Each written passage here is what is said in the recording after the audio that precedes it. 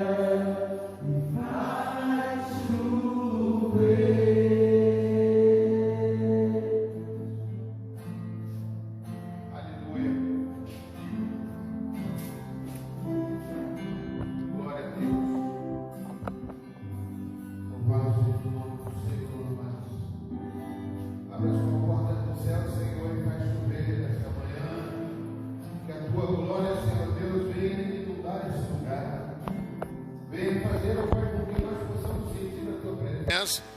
Que a direção do Teu Espírito Santo esteja em todos os momentos aqui do culto, no louvor, como teve agora. Ô Espírito Santo de Deus, venha encher esse lugar, venha perdoar os nossos pecados, venha tirar a nossa mente do mundo e coloca a nossa mente em Cristo, aleluia. Mente nos problemas e bota a mente, Senhor Deus, na Tua palavra, porque é a Tua palavra que nos restaura, Senhor Deus, a Tua palavra é viva e eficaz. Oh Deus, por isso que venha falar conosco nesta manhã, Senhor Deus. Não existe outro caminho, só Jesus é o caminho, a verdade e a vida. Faz chover, faz chover, abre as comportas dos céus e faz chover, faz chover, abre as comportas dos céus. Deixa Deus fazer. Eis que as pingos de chuva que caem sobre você não é a água normal, é a água viva de Cristo que faz molhar o seu rosto, molhar o seu corpo, tomar você de uma forma especial, como aquela mulher samaritana que quando foi lá naquele poço beber água. Talvez você seja também uma mulher como a samaritana, veio beber água, veio normalmente como faz de rotina, mas Jesus está aqui, quer te dar água viva. Diz assim para o Senhor: Senhor, eu quero beber desta água, eu quero beber da Tua fonte, eu quero ser saciado pelo Senhor e não pela água deste mundo. O Senhor disse na Tua palavra: quem tem sede, vinde às águas, vinde a mim. Quem tem sede, vinde a mim. Quem tem fome, vinde a mim. Vinde a mim todos que estáis cansados, sobrecarregados, e eu vos aliviarei. Eu darei o meu jugo, o meu fardo que é leve. Receba essa palavra de Deus, receba essa chuva. É a chuva serôdia que semeia no teu coração para dar frutos, digno de glória, digno de arrependimento. Faz chover, faz chover,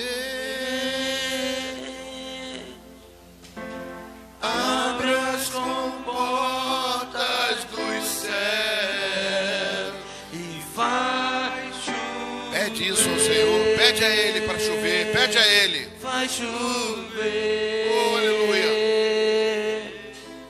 Abre as comportas dos céus. É isso que Ele quer fazer.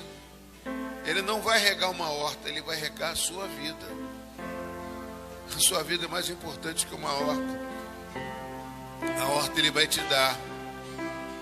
Ele te dá, assim, mata a sua sede e depois mata a sua fome.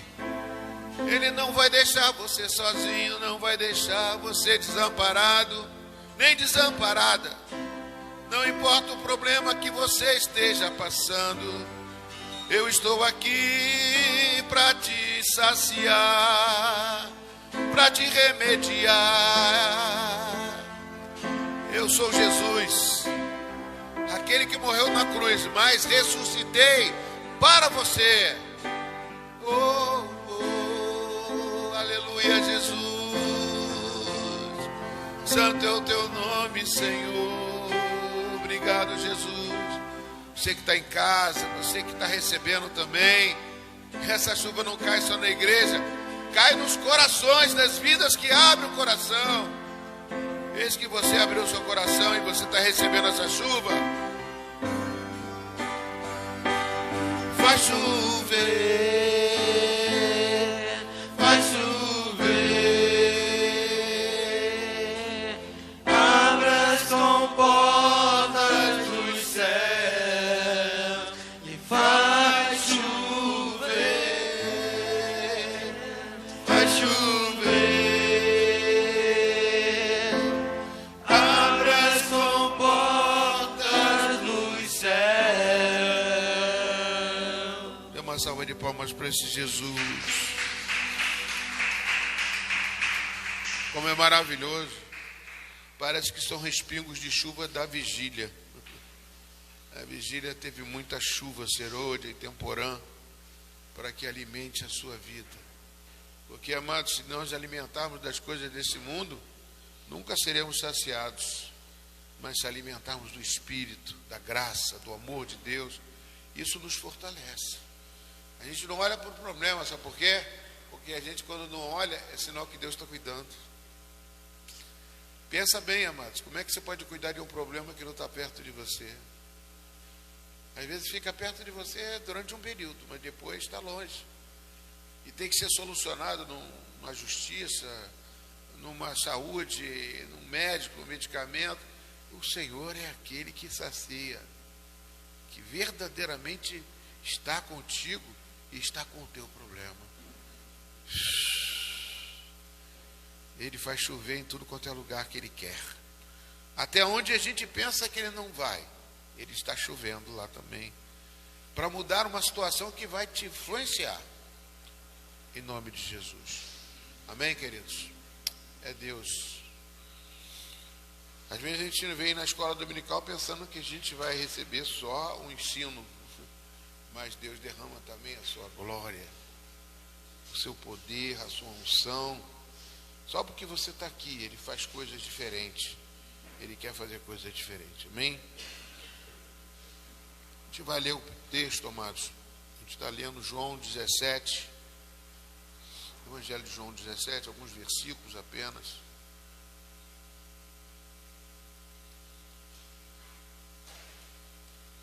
Como eu digo, esse estudo é muito comprido, é muito grande. E a palavra de Deus, ela tem uma fonte, né, como nós na vigília falamos, e ela não para de correr.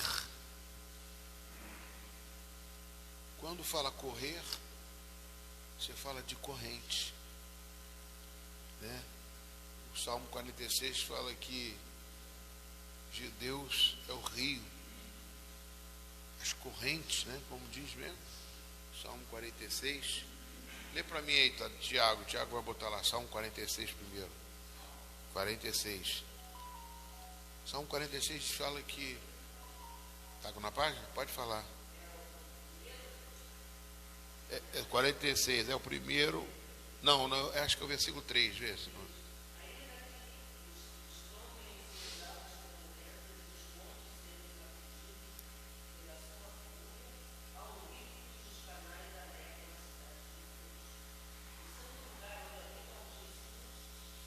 Vê outra versão, Tiago, vê outra versão. Há um rio cujas correntes alegram a cidade. O teu não fala da corrente? O rio, a turbulência é a corrente. O rio que corre, ele não para de correr, o rio não pode parar, senão ele seca.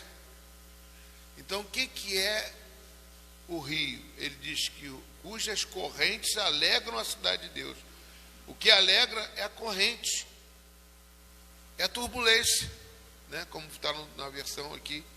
Então, corre, ele não pode parar, ele não para. Então, ele está sempre correndo. E está correndo aqui hoje também, esse rio, em nome de Jesus. Amém? João 17, eu vou ler alguns versículos.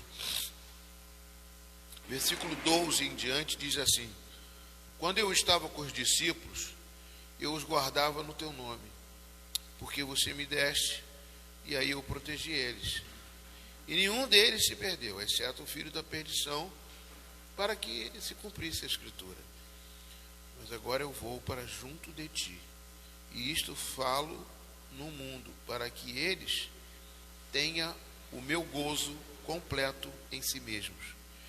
Eu lhes tenho dado a tua palavra, e o mundo os odiou, porque eles não são do mundo, como também eu não sou. Eu não peço que os tires do mundo, e sim que os guardes do mal. Eles não são do mundo, como também eu não sou. Santifica-os na verdade. A tua palavra é a verdade. Amém? Só até aqui, amados. Em nome de Jesus. Eu quero fazer uma introdução, primeiro, que eu estou falando de autoridade espiritual, e Deus me incomodou para uma outra coisa. Deus quer que nós salvemos o mundo. Ele não está no mundo, mas ele veio para salvar o mundo. Mas aqui nessa palavra ele diz que ele vai para o Pai e ia deixar os discípulos deles aqui, para salvar o mundo. Como que ele vai salvar o mundo? Eu vejo isso aqui de uma forma assim, né? Que é como se fosse uma coisa assim, por exemplo, você está com o carro escangalhado, aí você não consegue consertar, você chama um mecânico. Um mecânico conserta, mas quem vai andar com o carro é você. Deus criou o homem, a sua imagem e semelhança, deu tudo para ele. Você pode comer de todas as árvores do jardim, fazer de tudo, mas por favor, aonde o mecânico mexeu, aonde o Criador fez, por favor, obedeça. Obediência é fundamental. Se você lá, o mecânico mexeu, consertou, se você for mexer onde o mecânico mexeu, você vai acabar escangalhando o carro. Então você tem, a sua função é dirigir. A função do homem era servir, era viver no jardim. O homem escangalhou de novo. E Deus mandou o mecânico de novo. Jesus consertou e deu o caminho. Ele é o caminho, Jesus é o caminho, a verdade e a vida. Nós temos que fazer a nossa parte. Só que agora, como Adão escangalhou o mundo todo, nós temos que salvar o mundo todo. Pastor, mas não dá.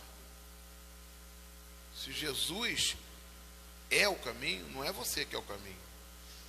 Ele disse como conserta. Como é que é a mecânica, como é que faz para consertar. Então nós temos que fazer isso. Veio essa mensagem assim para mim, para eu tentar fazer de uma forma bem rústica, bem clara, assim, para ver o que significa a nossa vida neste mundo. Por isso que ele diz, eu não estou mais nesse mundo. Porque a gente acha que esse mundo é a última coisa, é o último, como é que é biscoito, negócio de biscoito? A última bolacha do pacote, acabou o mundo, acabou aqui. Nós temos que nos ver que nós não somos desse mundo. Deus preparou um mundo muito melhor. Não vai ter covardia, não vai ter morte, não vai ter tristeza, não vai ter nada. Agora, eu acredito que Deus fez isso. Se Deus criou o homem para sofrer, misericórdia. Nós é que escangalhamos o mundo, escangalhamos tudo. Escangalhamos tudo que nem adianta o maior ecologista do mundo restaurar o mundo com árvore de novo, que não vai adiantar. Não vai adiantar. Ah, pastor, então eu posso destruir tudo? Acho que não. É igual o pecador. O pecado, você diz, o Senhor, ele cura, ele restabelece o pecado. Então você é pecador. Aí Paulo fala assim, onde abunda o pecado, superabunda a graça de Deus. Opa! Então eu vou pecar à vontade, que aí vem mais graça para mim. Olha o raciocínio. Parece que a recíproca é verdadeira. Entendeu? A recíproca quanto mais você faz isso, menos você... Não é isso. É entendimento maligno isso. Ele abunda o pecado, e quando está cheio de pecado, ele vai precisar de muita graça para restaurar. O carro está muito escangalhado, vai precisar de muitas peças para repor. Mas não quer dizer que você vai escangalhar tudo de novo, você vai gastar mais. Eu estou usando esse exemplo para poder a gente entender como é que funcionam as coisas. Então, nós é que vamos salvar o mundo. Para quê? Para que quando a gente for para a glória, como Paulo diz, viver para mim é Cristo, morrer é lucro. Mas depois ele fala assim, mas cabe a mim ficar nesse mundo, porque eu tenho minha parte para cumprir, eu tenho que salvar vidas. Enquanto Deus precisar de mim aqui, eu vou ter que ficar aqui. Depois ele vai me levar. E foi assim com todos aqueles que são profetas, são homens de Deus. Nós pensamos que o mundo é a única saída. Não, não é. Buscar é o Senhor enquanto se pode achar. Entrega teu caminho, o Senhor confia nele, porque o mais ele fará. É sempre assim. As coisas vão se cumprir. Ah, pastor, então chuta o balde para tudo? Lógico que não. Você vai procurar fazer as coisas certas, porque o seu exemplo vai fazer diferença. A sua maneira de agir. A gente pensa que não. Amém, queridos? É importantíssimo isso. a gente entender isso. Então, Deus quer que salvemos o mundo, e para isto precisamos de autoridade, conhecimento e praticar o que vamos ensinar. Então a autoridade está ligada a tudo isso. E, em princípio de tudo que eu já falei isso aqui, a autoridade está ligada à obediência. Quando você obedece, Deus te passa autoridade. Josué obedeceu a Moisés, que Moisés obedeceu a Deus. Josué recebeu autoridade. Saul não obedeceu a Deus, desobedeceu. Deus foi e colocou Davi no seu lugar e tirou a sua família, porque antigamente era o pai e Jonatas que ia ser o rei. Jonatas, né? O filho mais que tinha mais vocação ali era Jonatas, que era amigo de Davi e que falou: pelo jeito meu pai não tem jeito, vai ser Davi o rei. E tirou da família de Saul e passou para a família de Davi. E Davi se tornou rei. Por quê? Porque um não conseguiu obedecer e o outro obedeceu. Por isso que Jesus ficou chamando filho de Davi até os dias de Bartimeu. Filho de Davi, tem compaixão de mim. Isso aí me conhece. Jesus foi lá e curou ele. Falou filho de Davi, falou o sobrenome. Eu chamo de sobrenome de Jesus, Davi. Filho de Davi, porque o teu descendente veio da descendência de Davi, Jesus. As coisas funcionam por obediência. Obediência é fundamental. Então, amados, voltando aqui ao nosso estudo, eu quero que vocês entendam uma coisa importante para poder entender a autoridade. Quando começou a delegação de autoridade de Deus ao homem? Então, eu vou pular um pouquinho acerca de Adão e Eva. Vou pular essa parte que foi a desobediência. Estou querendo falar da obediência. Né? A obediência começou com Noé. Né? Noé fez uma arca, desobedeceu ao mundo, porque o mundo nunca acreditou que ia chover. Ele acreditou na voz de Deus e fez uma arca, preparou para poder obedecer, e obedeceu, a obediência e fez uma nova criação. Deus aí começou de novo, tudo de novo. Só que também o homem pecou de novo, desobedeceu de novo. Aí Deus resolveu de novo fazer uma aliança com Abraão. Agora não tem jeito. A partir de Abraão, eu vou fazer aqui minha descendência. A salvação vai vir através de Abraão. E Abraão gerou Isaac, Isaac gerou Jacó, Jacó gerou a nação de Israel. A salvação vai vir por aí. Né? E quando não tinha mais jeito, Deus mandou o seu filho. Mas, antes de chegar a Jesus, Deus fez uma lei através de Moisés. As leis que vigoram para o judaísmo. Né? E nesta lei, amados, tinha o prenúncio do Filho de Deus. Nós vamos ver aqui, no capítulo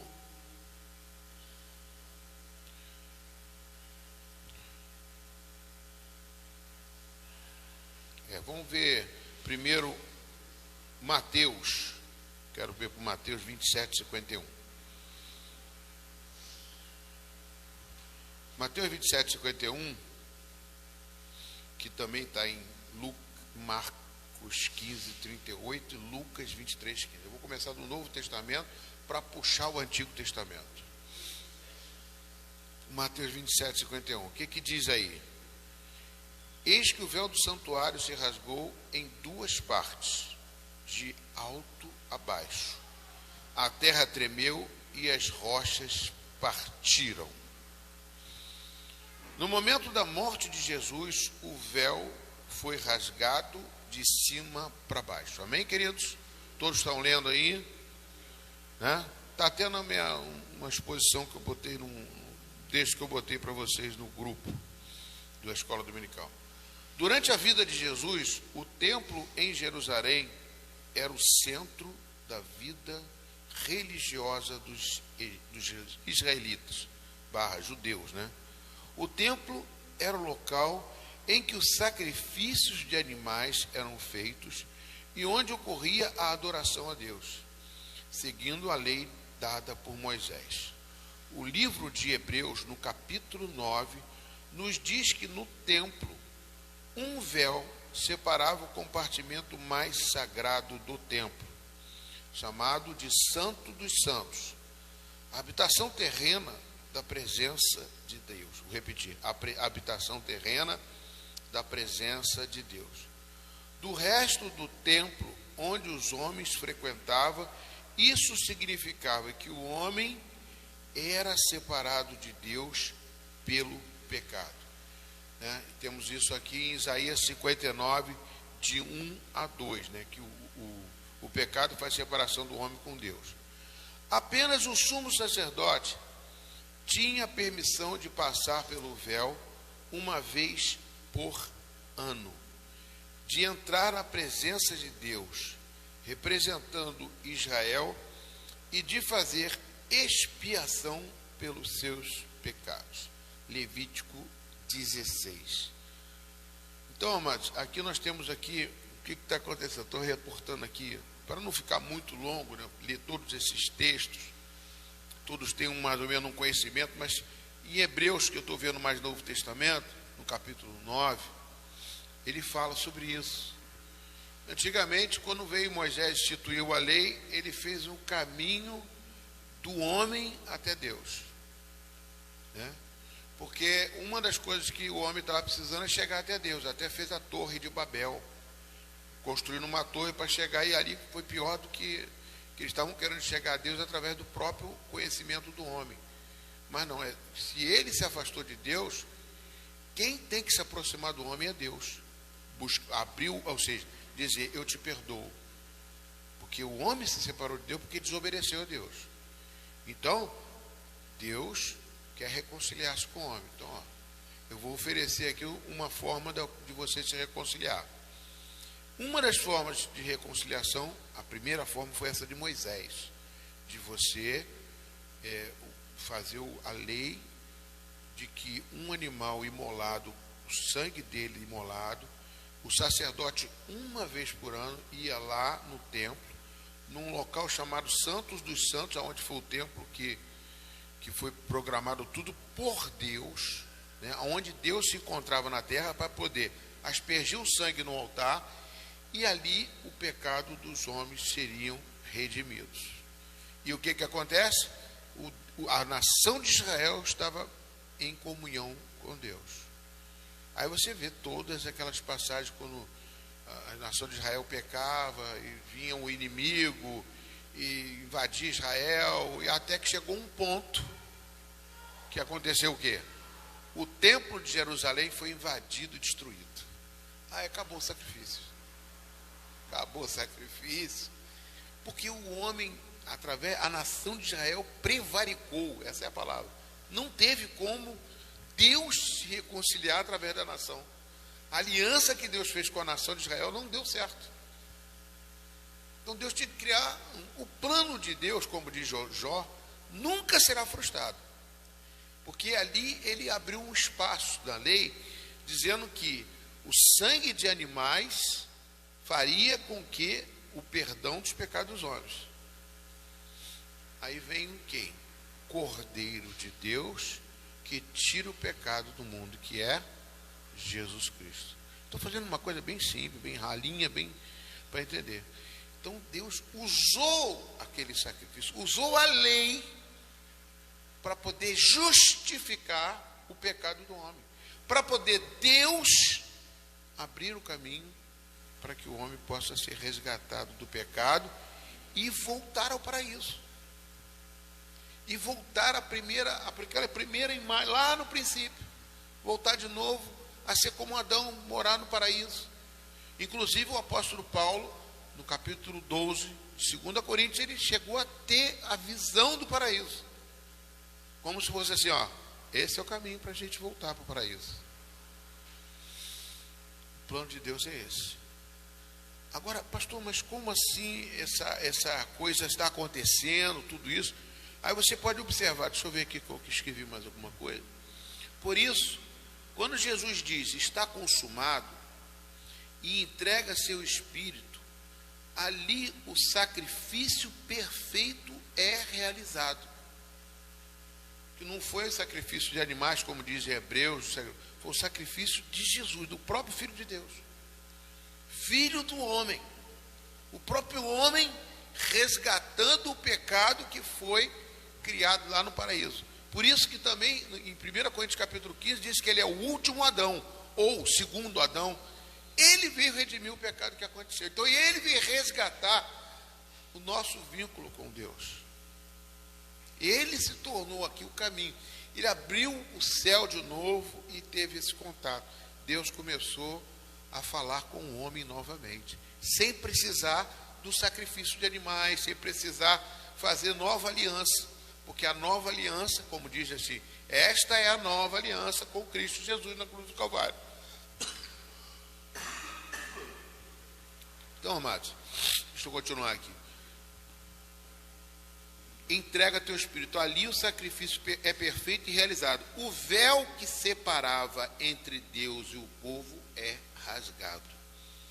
Detalhe, além de ser difícil de rasgar, este ato aconteceu conforme a Bíblia diz, de alto a baixo, mostrando que o próprio Deus quebrou essa barreira e permitindo o acesso do povo à sua presença. Ali voltamos de novo, através de Jesus, a ter contato com Deus. Pastor, a gente não tinha contato. Se você ler a Bíblia toda, você vai entender isso. E Efésios capítulo 2, ele diz assim, que nós éramos filhos da desobediência. Bota para mim, Tiago, Efésios 2:1. Nós éramos filhos da desobediência e vivíamos separados por Deus. Viviam em função dos nossos pensamentos. Quando você não tem Deus, você vive, você faz o que você quer. Ah, vou comer, beber, dormir, vou fazer a minha vida do jeito que está. É isso? É. Ele lhes deu vida quando vocês estavam mortos em suas transgressões e pecados. Versículo 2. Nos quais vocês andavam no outro tempo, segundo o curso deste mundo, segundo o príncipe da potestade do ar, o espírito que agora atua nos filhos da desobediência. Continua. Entre eles também nós todos andamos no passado segundo as inclinações da nossa carne, fazendo a vontade da carne e dos pensamentos, e éramos por natureza filhos da ira, como também os demais. Ou seja, nós éramos filhos da ira. Nós estávamos filhos, ira de quem? Ira de Deus. Filhos da ira porque a gente cometeu a desobediência, não tínhamos mais relação com Deus. Por mais que tinha, não tínhamos. Nós vivíamos conforme nosso pensamento. Vou comer, vou beber, vou fazer o que eu quero. Fazer o que eu quero assim, não é eu fazer os meus pensamentos, até que venha a direção do Espírito Santo. Aí, quando você entrega a sua vida para Deus, se batiza e se consolida com Deus, aí a sua vida está direcionada para de novo voltar ao Senhor. Isso é tão interessante, isso é fundamental. Isso aqui é um estudo. É uma forma de você entender o plano de Deus para a sua salvação, para a minha salvação. Aí, como eu disse no princípio, nós vamos salvar o mundo. Mas para eu salvar o mundo, amados, eu preciso entender. Deus quer que nós salvemos o mundo e para isso precisamos da autoridade, conhecimento e praticar o que vamos ensinar. Então, para a gente poder ensinar e passar e salvar o mundo, nós temos que ser salvos primeiro. Amém? Eu tenho que ser salvo. É igual uma pessoa que vou na praia ali, eu não sei nadar, e a pessoa está morrendo afogada, eu não vou me arriscar, senão eu vou morrer junto. Agora, se eu sei nadar, se eu estou preparado, eu vou nadar e vou salvar essa pessoa. E também não vou morrer. Não adianta eu não saber nadar, eu vou morrer os dois juntos. Então não adianta. Amém, queridos? Estão entendendo? Qualquer dúvida pode perguntar.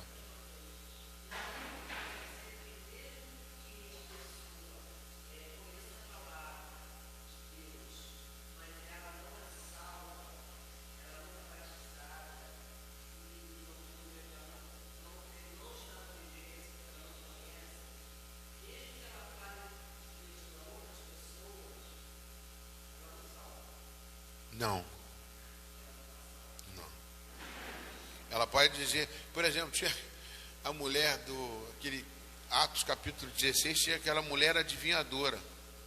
Ela chegou e falou assim, esses homens pregam Jesus, o Salvador, ele prega a salvação. Ela falou tudo direitinho, mas ela mesmo não estava salva, entendeu? Ela era um espírito de engano tremendo ali para poder. Então, por isso que você, quando eu creio que foi Deus que colocou para mim, Deus quer que nós salvemos o mundo, e para isso precisamos de autoridade. Que essa autoridade eu estou falando com vocês, né? Conhecimento e praticar o que vamos ensinar.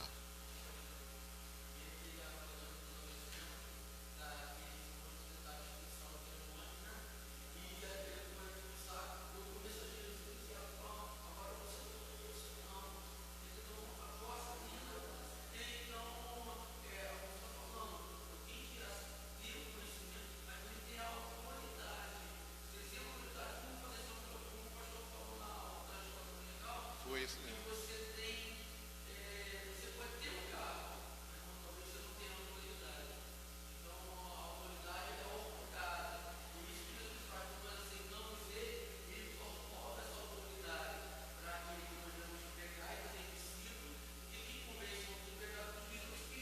Amém.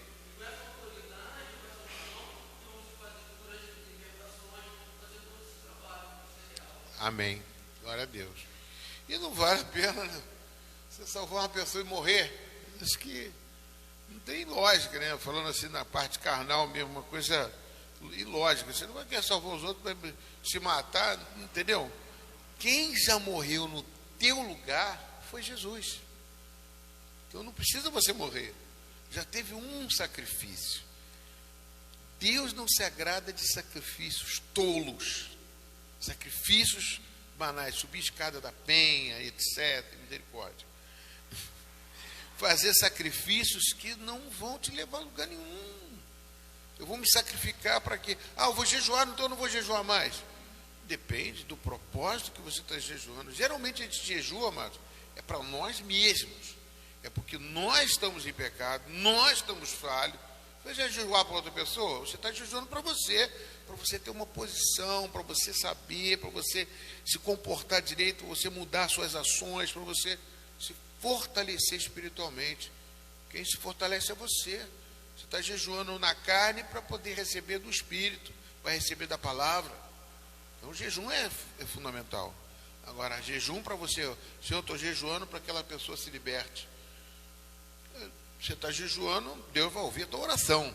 Agora ouvir a tua oração, que você está jejuando, está se sacrificando para outra pessoa. Mas o bom mesmo é que o jejum vai fazer de você um instrumento. Agora, o sacrifício, eu vou até o próprio Saul, né? Saul falou que pegou aqueles boi todinhos lá, aquelas vacas todinhas lá, para sacrificar o Senhor. E Deus falou o quê? O Samuel falou o quê? Eu não me... Oi? Eu não me agrado de sacrifício. Eu me agrado que me obedeça. A obediência é melhor do que o sacrifício. Aí vem o princípio da obediência, né? E ele se tornou rebelde. Então é uma coisa que nós temos que estar entendendo, mano, que Deus trouxe para mim hoje. Não adianta eu chegar e passar autoridade para você se você não sabe o que é essa questão do plano de Deus para a sua vida. Nós temos que buscar esse plano e vestir essa camisa para que isso é uma coisa que você não vai ficar buscando toda hora. Isso vai estar dentro de você. É uma coisa que você está na rua, você está em tudo quanto é lugar, isso vai estar dentro. E o que te faz alimentar isso? Estar na igreja do Senhor, estar praticando a obra de Deus, estar envolvido com o Salmo número 1, que eu estou com vontade de pregar hoje à noite, que é: não andei em roda de escarnecedores, não sentar na mesa de pecadores, que ali só tem coisas balela, ali só aquelas pessoas que estão incluídos naquele ali no Efésios capítulo 2, filhos da desobediência, que estão totalmente perdidos. Qual o conselho que ele vai te dar? Irmão, se vira sozinho, a pessoa está em pecado do teu lado 26 anos, você, mesmo que esteja, você está 20, meu Deus do céu, vamos fazer uma mudança nisso. Eu sou o caminho, eu sou a prática da verdade. Senhor, eu estou vestido agora que eu estou entendendo o processo que tu tem na minha vida, a preocupação que eu tenho para manter aquilo que o Senhor quer que eu mantenha. Então, você começa a vestir, você começa a ser uma pessoa que começa a levar as coisas de forma diferente. Deus começa a ver, as suas atitudes começam a mudar. Por isso que a prática é fundamental. Por isso que o apóstolo Paulo diz que no relacionamento do homem com a mulher, quando o marido é não crente, ele se converte no convívio da esposa crente. O convívio. Porque o convívio é que faz a pessoa olhar para você. Você não vai forçar a barra, não. O senhor vai vendo, meu Deus do céu, eu estou todo errado. Meu Deus do céu. No convívio. E vice-versa. Mulher não crente no convívio do homem crente. Então você tem que ser exemplo dentro de casa, tem que ser exemplo na rua, tem que ser exemplo para o vizinho, né, para que a pessoa possa acontecer isso. No momento da morte, Jesus foi rasgado. Durante a vida de Jesus, o templo em Jerusalém era o centro da vida religiosa dos israelitas e judeus. O templo era o local em que os sacrifícios de animais eram feitos e onde ocorria a adoração a Deus, segundo a lei de Moisés, dada por Moisés. O livro de Hebreus, no capítulo 9, nos diz que no templo um véu separava o compartimento. Já li isso aqui, né? Ou não? O compartimento no templo, o véu separava o compartimento mais sagrado do templo, chamado de Santo dos Santos, a habitação terrena da presença de Deus. Já li isso aqui. Por isso, quando Jesus está consumado, entregou o Espírito, ali sacrifício perfeito é realizado, e o véu que separava entre Deus e o povo é rasgado. Detalhe, além de ser difícil de se rasgar, este ato aconteceu conforme a Bíblia diz, de alto a baixo, mostrando que o próprio Deus quebrou essa barreira e permitindo o acesso do povo à sua presença. O rasgar do véu representa um novo acesso de Deus por intermédio de Cristo, o único mediador entre Deus e os homens. Então, não existe outro mediador. Tudo que passou não media. Mediar é intervir, interceder. Por isso que a gente ora em nome de Jesus. Ele é o caminho, Ele é a verdade. Ninguém vem ao Pai senão através de mim, porque Ele está no Pai e o Pai está nele. Ele diz isso em João 14,6. Ninguém vem ao Pai, porque Ele está no Pai e o Pai está em mim. É o que nós estamos lendo aqui em João 17. Ele falou, eu fazia a vontade do Pai, o Pai está em mim, eu estou nele. E agora, aí que vem a autoridade. Vamos voltar a João 17 aqui. No 14 ele diz, eu lhe tenho dado a sua palavra. João 17, 14. E o mundo os odiou porque eles não são do mundo, como também eu não sou. Eu não peço que tires do mundo, e sim que os guardes do mal. Eles não são do mundo, como também eu não sou. Santifica-os na verdade. A tua palavra é a verdade. Assim como tu me enviaste ao mundo, também eu os envio ao mundo. E é a favor deles que eu me santifico a mim mesmo, para que eles também sejam santificados na verdade. Não rogo somente por este, mas aqueles que estão na escola dominical em Itaipuaçu, na igreja metodista, por aqueles que vierem a crer em mim por intermédio da sua palavra. Pastor, isso aí que você leu no meio não está aqui não, mas está inserido aqui. Aqueles que vierem a crer por intermédio da tua palavra, a fim de que todos sejam um, e como és tu, ó Pai, em mim e eu em ti, também sejam eles em nós, para que o mundo creia que tu me enviaste. Aí é que, meu Deus, eu, Jesus e Deus, você, Jesus e Deus, autoridade esse ano passado. Aí por isso que João diz logo no 14, lá anterior, aquele que crê em mim fará as obras que eu faço e fará maiores ainda. Ah, pô, pastor, não fazer maior que eu? Não pensa nisso não, mas pensa que você pode fazer. Pode falar.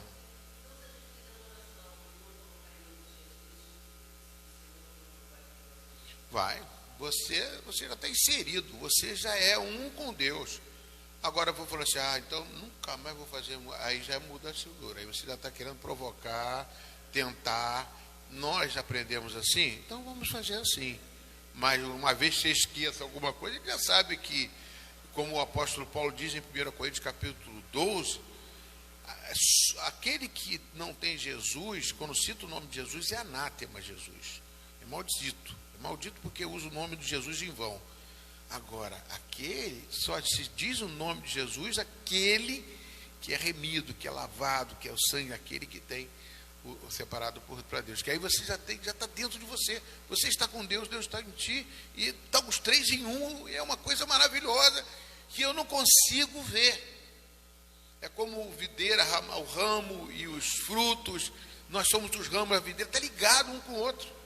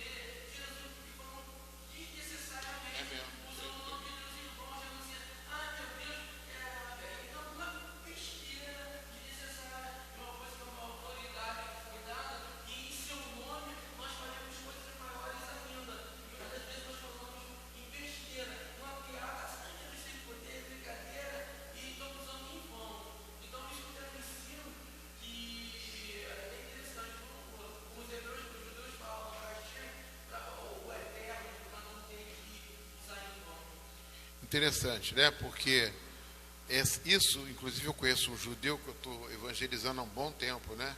Mas ele é judeu de me chamar para ir na sinagoga. Ele é ortodoxo. E ele fala isso. Não se fala o nome de Deus em vão.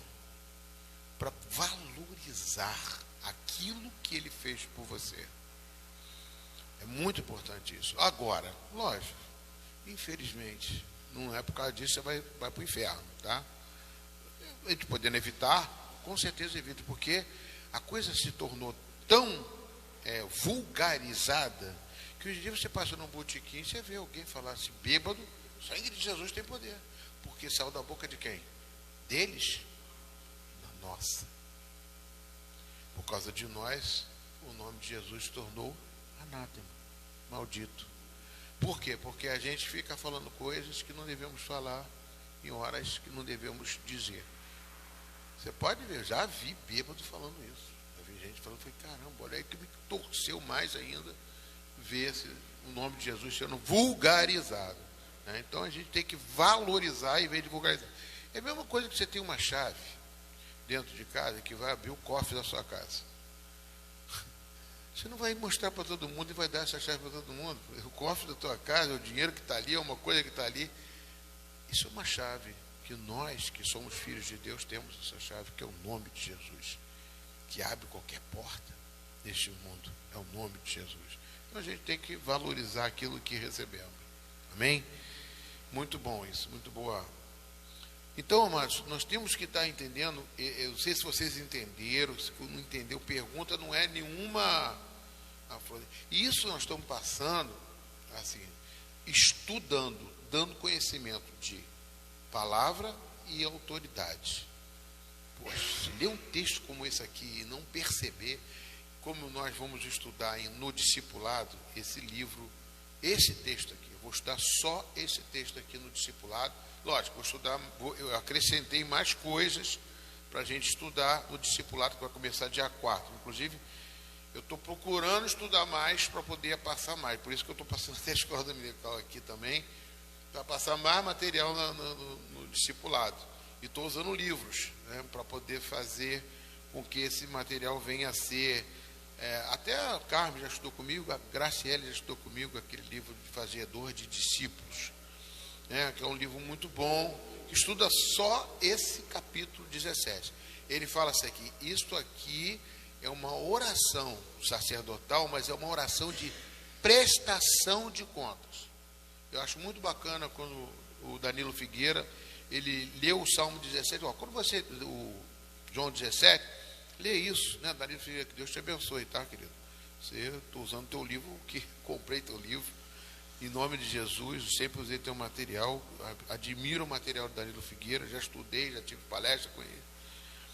E inclusive ele faz essa oração aqui, como eu aprendi com ele, talvez ele aprendeu com outro, mas é uma prestação de contas. Quando você ora prestação de contas, porque Jesus está falando assim, Senhor, tendo Jesus falado estas coisas, levantou os olhos ao céu e disse, Pai, é chegada a minha hora. Aí ele fala, glorifica o teu filho, para que teu filho glorifique a ti. Logo no versículo 1.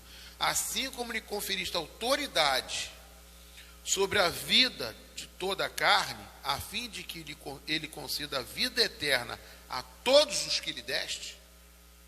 Aí você vê, ele falando com Deus, eu vou para o Senhor, né, e vou deixar eles aqui.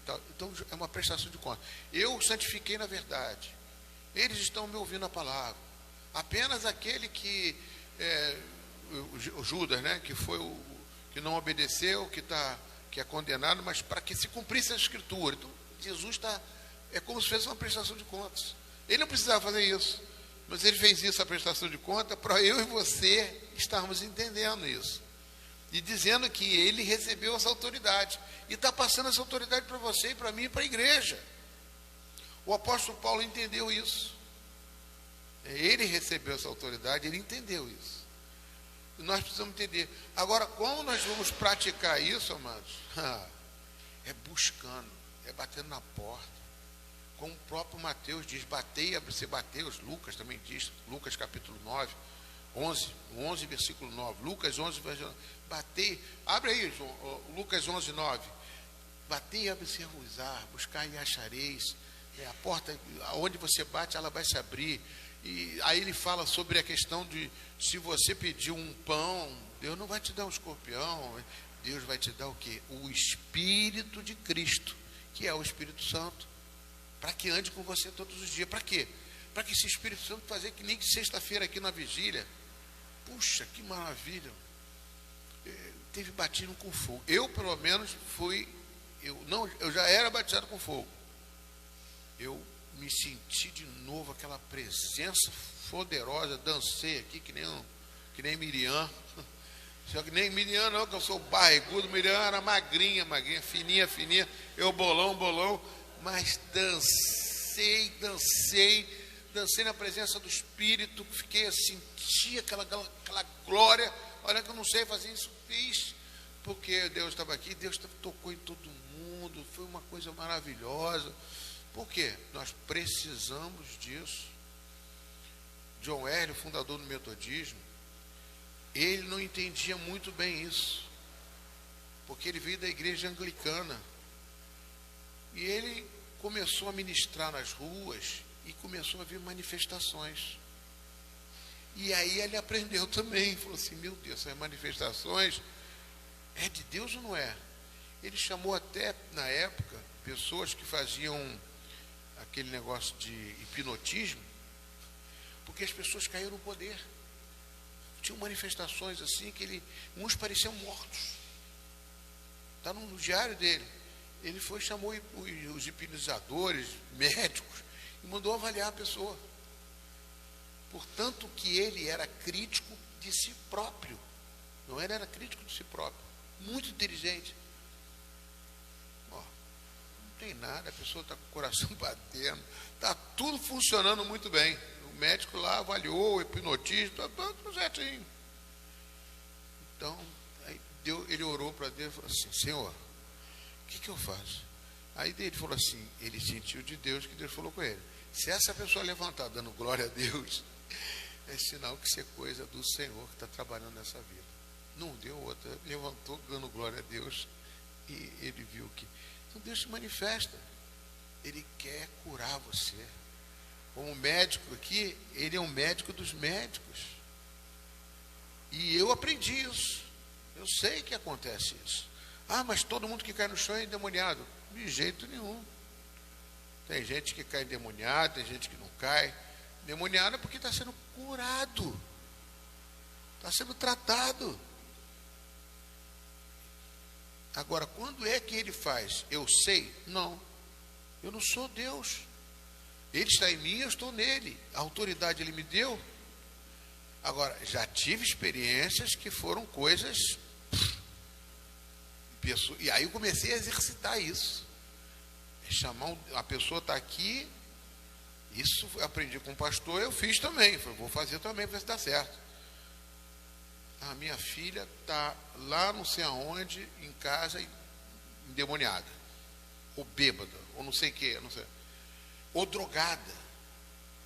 Já fiz drogada, eu fiz aqui em Itaipu com uma pessoa que até hoje ora por mim. Chamei o demônio da pessoa que estava drogada e o demônio veio para cima dela. Mas eu falei, ó, Senhor, você é santa de Deus, o demônio não vai possuir você no seu espírito, no seu interior, na sua alma, vai possuir você no corpo. E você vai conseguir lutar, porque você é servo. Porque só há um espaço dentro de você que é o espaço de Deus. E fiz isso. A pessoa ficou endemoniada, foi mais de 1 hora. E ela lutando, eu falei, fala, ora isso, ora aquilo, faz aquilo. A vontade minha era desistir. Eu falei, meu Deus, o que eu fiz aqui? E orando. O demônio saiu dela e saiu dele lá. Foi trabalho de macumaria, de feitiçaria, e a pessoa não queria. Agora, o que acontece? Saiu de lá, o que vai acontecer com a pessoa? Aí ela foi e deu assistência ao filho. O filho, depois ela deu testemunho, está até no Facebook, ela deu testemunho que o filho dela, eu falei coisas ali, umas coisas que aconteciam, o filho dela estava jurado de morte. E a pessoa que estava aqui, jurado de que ia matar, ela se mudou daqui, saiu daqui. Foi uma coisa que aconteceu que eu mesmo fico assim, ela falou para mim, eu fiquei uma coisa muito, muito difícil. Então são coisas que eu sei que Deus faz aqui, que eu nem imagino que faça. Mas Deus deu autoridade para Jesus expulsar o gadareno, Deus deu autoridade para curar uma mulher de Ciro Fenícia que pediu pelo filho, o filho foi curado lá não sei aonde. Tem coisas que acontecem. Fala, você levantou o dedo.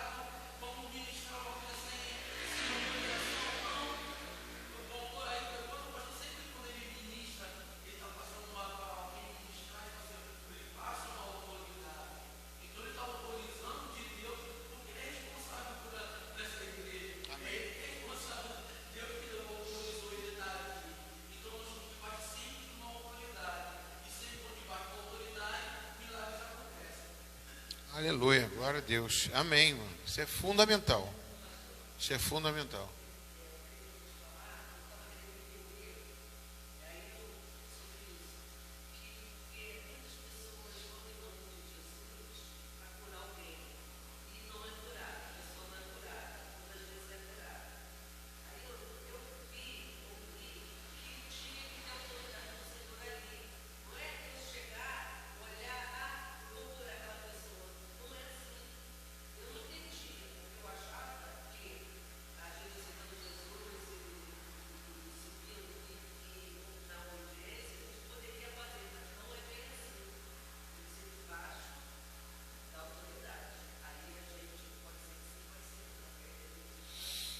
Mas vamos lá. Eu passo autoridade à igreja, por exemplo. Eu não estou lá. Se você é uma pessoa que está aqui na igreja, que está aqui, que eu passo, que frequenta, que está em acordo, está obedecendo, está em dia, lógico, você não vai chegar, pastor, posso orar para essa pessoa para ser curada? Você pode orar que ela vai ser curada. Porque eu passo autoridade para a igreja, para você. Você é ele está falando uma coisa de... Ali ele estava diante do pastor, e o pastor foi pedir o pastor. Eu estava aqui quando eu passo a pessoa, por exemplo, alguém vai ministrar aqui no quarta-feira, domingo, eu já passei autoridade por telefone, te passo autoridade. E quando eu convido, já estou passando autoridade, entendeu? Aqui eu certifico autoridade diante das pessoas, para ensinar mesmo, como Jesus fazia. Estou fazendo isso aqui para a pessoa aprender. A autoridade sempre está na autoridade. A autoridade vem com conhecimento, mas também com delegação. Eu ia falar, autoridade delegada. A autoridade delegada, ela vem de cima para baixo. Para eu chegar até aqui, foi um processo para eu chegar. Apesar de uma igreja pequena, mas é uma autoridade. Um soldado pequenininho, ele tem autoridade, que veio do coronel, do general, sei lá, vai descendo, chegou no soldado. A palavra dele ali vale muito. Você pode ver um juiz aqui, cometeu mas a autoridade você está errado, você cometeu isso, ele tem que ser preso.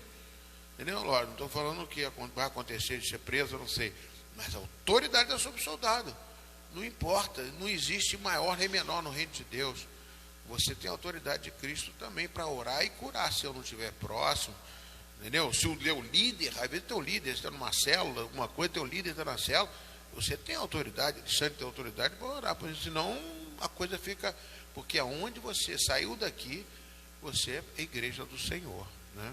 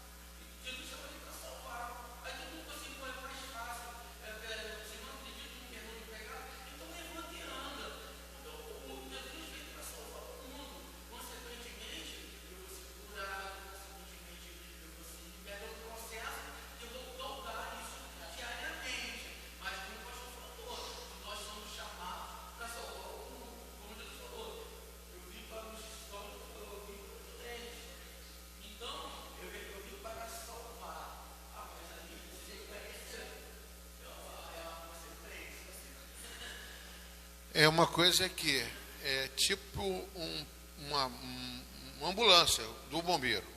Eu não sei nem como é que são os paramédicos, mas eles não são médicos, eles são paramédicos. Poxa, ele chegou numa hora lá, o cara está morrendo, ele vai fazer alguma coisa para o cara não morrer, mas depois leva para um médico especialista para poder resolver, entendeu? Você foi chamada para orar para uma pessoa e o demoniou, você pode expulsar o demônio, você pode orar pela cura. Se não curar, é Deus que não cura. Aí não é você, é Deus que não... Inclusive eu botei isso aqui como... Como é que eu botei? O nome que eu botei aqui. 10:30, pessoal. Eu botei aqui como...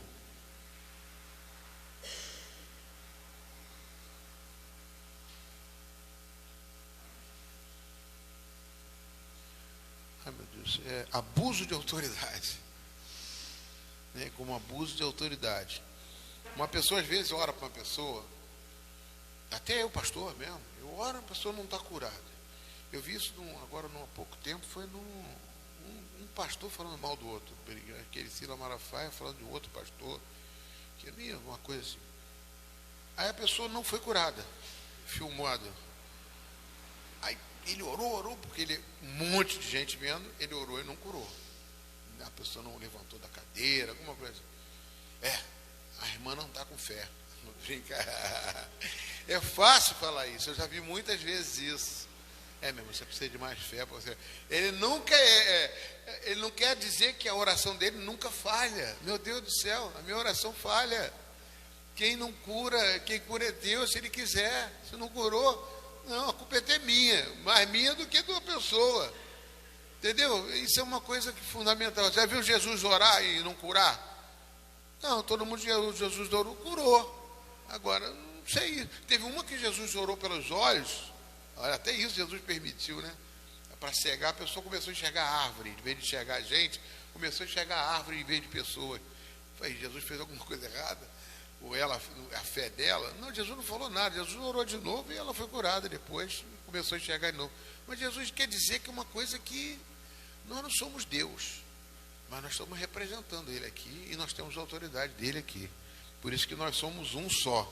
Eu ia falar sobre abuso de autoridade, né? Uma das coisas do abuso da autoridade é isso.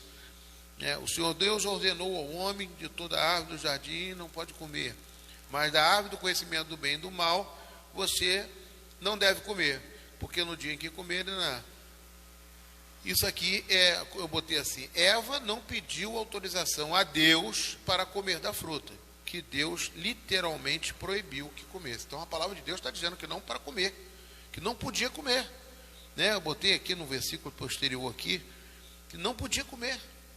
Ele falou lá em Gênesis capítulo 2, versículo alguma coisa, eu não sei se eu botei aqui, não podia comer, e ela comeu. Então já está contra a vontade de Deus. Mesmo se eu chegasse como pastor para, vou orar, sei lá, falar uma coisa que não devia, adorar um santo, a minha autoridade já acabou, porque a palavra de Deus diz outra coisa. Agora, a partir de agora, se eu vou botar uma imagem minha que vocês vão adorar, misericórdia, não faz isso não adora não, porque eu estou contra a palavra, que é a autoridade sobre a minha vida. Amém, queridos? É muito bom estudar. Eu fico olhando, estudando os assuntos que vocês perguntam, que duvidam, eu também tenho que falar, porque a gente não é super-homem, não existe isso. E o mundo vem com super-homens, super-heróis, um monte de coisa para poder tentar enganar as crianças, enganar as pessoas. E a gente leva a nossa vida. Falando nisso, eu vou até advertir você. Eu recebi uma mensagem, não sei como, perguntei até a pessoa, quem te indicou? Uma pessoa veio, está querendo, vai ver que ela está ouvindo, para batizar 3 crianças. E ela não está frequentando a igreja. Aí eu falei, mas por que você quer batizar aqui? Por que não batiza na igreja, né? Aí ela falou que já foi batizada na igreja Paz e Vida evangélica, que queria batizar. Aí eu falei, você frequenta alguma igreja? Não. Eu vou dizer que não vou batizar? Eu não, eu vou trazer ela para cá. E vou passar para ela qual é. Você só batiza uma criança se você ensinar, se comprometer o seu filho a andar nos caminhos do Senhor. Então, tem que passar um monte de coisa. E à medida que ela for ouvindo, quem sabe, ela se converta. Então, eu não vou dizer não de cara, vou trazer ela para cá. Mas a verdade é essa, amados. A gente tem que ter muito cuidado. Eu vou batizar uma pessoa que a pessoa tem que estar no ensinamento da palavra de Deus. A palavra de Deus é tudo, é a autoridade máxima sobre a minha vida, sobre a sua vida, sobre a vida de uma criança. A gente tem que passar essa autoridade, não deixar ela ficar vendo a mercê de propaganda de televisão, de internet, disso, de aquilo. Eu sei que é difícil hoje em dia, mano. Eu estou com meus netos lá. Agora o Vitor Hugo começou a gostar de joguinho. Meu Deus do céu, eu falei, carambolas. Acabou? Joguinhos, começou joguinho. E ele ainda tem uma dificuldade, ele tem hiperfoco. Então, eu estou vendo que ele consegue passar de fase que eu não consigo chegar nem na primeira fase. E ele fica, quando não passa, ele fica nervoso, tem crises. Aí eu estou estudando, a mãe estuda, eu estudo, a gente vai estudar, vai ler, vai perguntar a pessoas, coisas. Você vai ver o que significa um joguinho desse. O mal que faz uma criança, por onde leva a mente de uma criança. Mas nós estamos sendo bombardeados. As crianças, então, muito mais.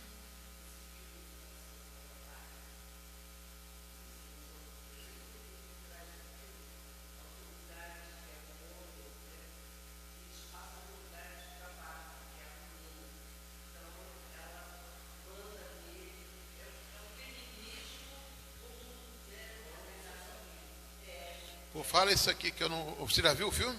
Não, eu ouvi comentários sobre o filme. Então, a autoridade que é dada ao homem, né, numa casa, é retirada e dada para a menina, que é a Barbie, e ela sobrepõe em cima do Ken, ela que manda, ela que faz o que acontece, o feminismo por trás disso tudo e outras coisas mais. E as crianças indo ao cinema vendo essas coisas. Quer falar?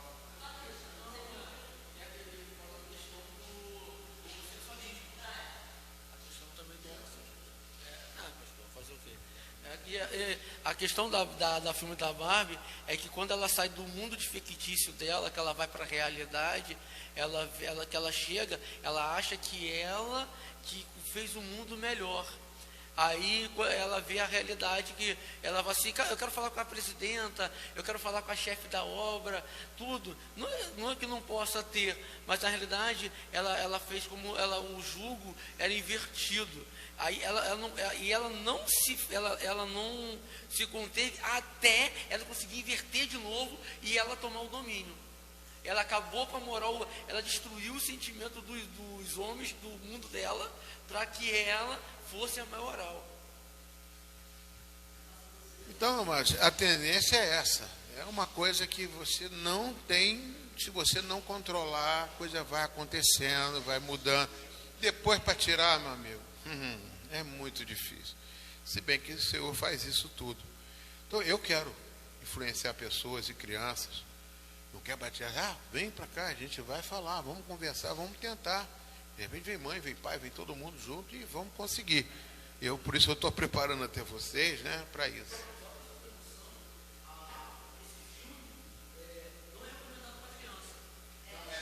Não é recomendado, é só para cima de 12 anos, tá? Pode ver, um filme infantil que não é recomendado para criança. Um filme infantil que não é recomendado para criança. Vamos orar, amados. Misericórdia. Então, amados, tem outras coisas aqui de abuso de autoridade que eu ia passar para você. Botei sobre esse negócio de não curar, né? Amém, queridos. Vamos ficar de pé. Vamos louvar a Deus. Nós estamos agora a louvar para os dízimos e as ofertas à casa do Senhor. Senhor, obrigado, Jesus, por mais uma vez estarmos estudando a Tua Palavra, trazendo conhecimento da verdade, porque essa verdade é que liberta a gente, Pai. Toma nas Tuas mãos, ó Pai, a vida de cada um de nós, ó Pai, para que nos envolvermos cada vez mais com a Tua Palavra, porque o mundo jaz no maligno. A gente está escrito isso, não sou eu que digo, é a Palavra de Deus, é a autoridade sobre toda a igreja cristã, né? O jaz no maligno, e a tendência é cada vez mais. Mas o importante é que a autoridade foi passada para nós para salvarmos o mundo. Por isso que nós somos o sal da terra, somos a luz do mundo, como Jesus disse. Amém? Vamos adorar a Deus. Deus, Tu és meu Deus forte.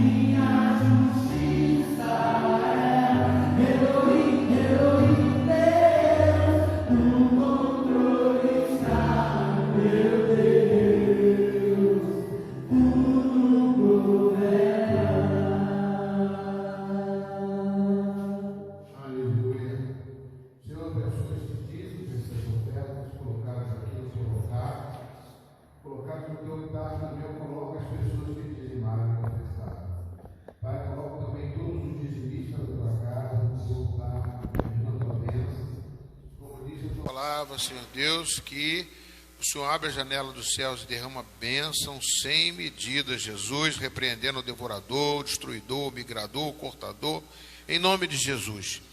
Coloco também, Senhor Deus, aqueles que não puderam, que venham a ter esse sentimento, que no momento, se estiver desempregado, que o Senhor possa repor, Senhor Deus, trazer o Pai de volta, Senhor Deus, ao seu trabalho. Em nome de Jesus, abençoamos também, Senhor Deus, a vida financeira da tua igreja, clamando a ti, Senhor Deus, que haja sempre suprimento nesta casa, para louvar, para adorar, para buscar a tua palavra, para que a tua palavra sempre seja ministrada e salvando vidas e libertando em nome de Jesus.